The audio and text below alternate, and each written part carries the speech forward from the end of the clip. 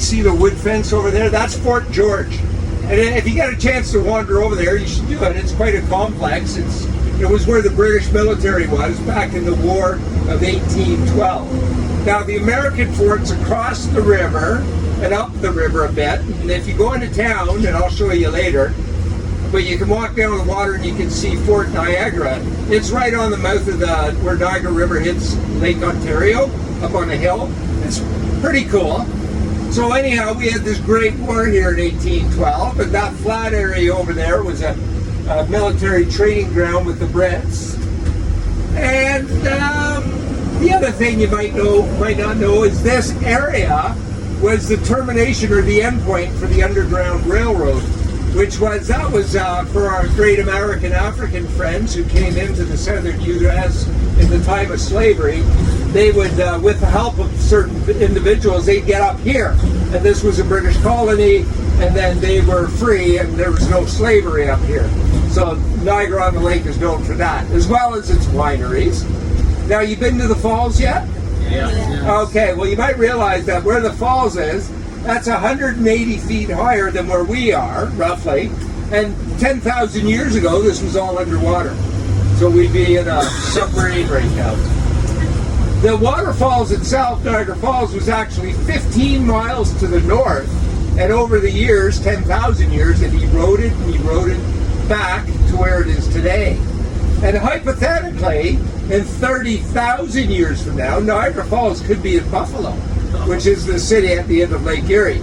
Now, we won't have to worry about that, but let me tell you, my mother-in-law will be around. So, straight ahead is downtown Niagara-on-the-Lake. Locals call it Naughtle, because we don't want to say Niagara-on-the-Lake. Yeah. So you got all your shops and your restaurants and your beer and your wine and whatever you want to do, ice cream, cafe, all that stuff is about a quarter mile in front of you. And if you walk down this way, a 5-minute walk, you'll be down at the water. And down there you can see the American fort. There's a lot of historic homes back in there.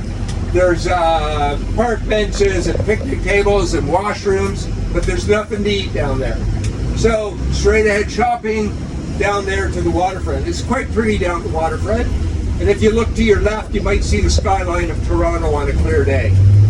So that's it in a nutshell. There's a good Irish pub up here called the Harp, right on the corner. I've heard very good things about it. You have a coffee shop here. You have public washrooms right here, this green building. And here's the old governor's house and courthouse, and they used to hang people back here in the day, so that's a lovely spot. And when you're done, and the last bus will leave here in about a half an hour, so around 5:15, you want to be back here, and I'll take you back. If not, you just walk down the sidewalk to where we were. It's about a 10-minute walk. Well, we're going to be back by 5:15 anyway. That's our limit. Well, then you want to be here about 5:05. Okay? Have fun, guys.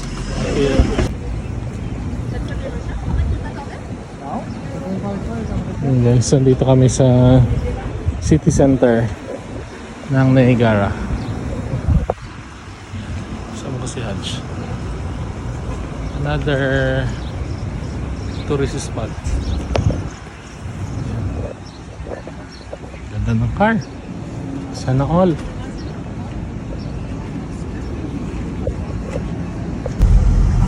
Okay? Thank you.